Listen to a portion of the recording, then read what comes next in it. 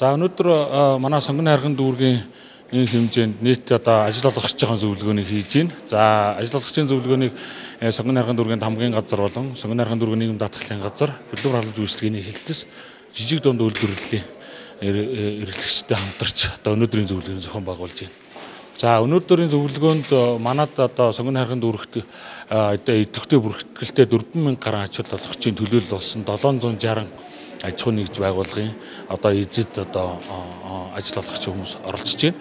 За энэ зөвлөгөөнөөр бид нар өнөөдөр манай 2024 оны 1 сарын 1-ээс хэрэгжиж эхэлсэн нийгэм даатгалын багц хуулийн шинжилэл түүний хэрэгжилттэй холбоотой асуудлыг бид нар одоо энэ багц хууль хэрэгжээд үндсэндээ одоо жил 4 сар болж байна.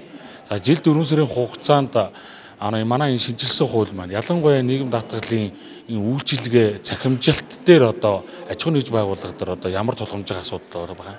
Энийг өнөөдөр ажил олгогч байгууллагуудтайгаа ярилцаж тэдний санал бодлыг сонсох, тэдний одоо санал бодлоо одоо үндэслэж бид нар одоо дараагийнхаа одоо нийгэм даатгалын багц хуулинд одоо өөрчлөлтийг оруулах тал дээр холбогдох дээд газруудаа уламжлах ийм ажлуудыг бас өнөөдөр ажил олгогчийнхоо бас үндсэндээ 100% одоо саналыг үндэслэх эдрийнхээ бас одоо юм дээр хийж байна. За мөн одоо гол юм гэвэл одоо гэр бүл хөдөлмөр нийгмийн хамгааллын яамнаас энэ жил бол бас одоо хөдөлмөрийн аюулгүй байдал дээр нэлээд анхаарч байгаа. За ажил олгогч, даатгуулагч маань энэ жил ер нь бол ажлын байран дээр үйлдвэрлэлийн осол гэж бид нар ярьдаг. Одоо хөдөлмөрийн аюулгүй байдлыг хэрхэн яаж хангаж ажиллах юм бэ?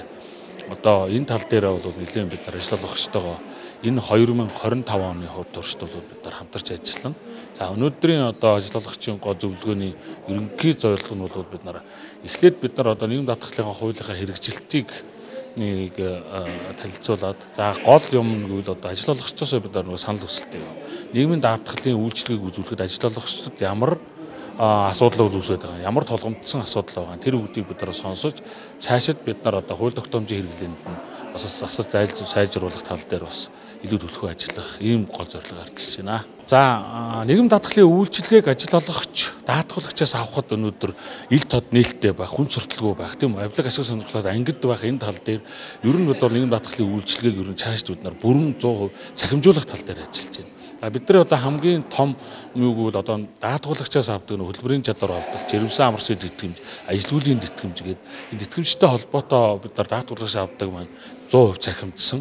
За ялангуяа одоо иргэд даатгуулагчд бол хүндрэл зөвлөгөө. Тэдний цахимдсан ч гэсэн бас цахим мэдээллийн сан дээр цахим дээр бас одоо даатгуулагчд бас одоо харагдахгүй байх, одоо нөгөө сүлжээний мэдээллийн бүрэн бүтэн байдлууд харагдахгүй байх. Энэ тал дээр бол нэлээдгүй байж байна. Тэгээ ер нь бол нийгэм даатгалын ийм байгууллагын 34 төрлийн үйлчилгээ ийм Монголиа бол орж цахимдсан байна.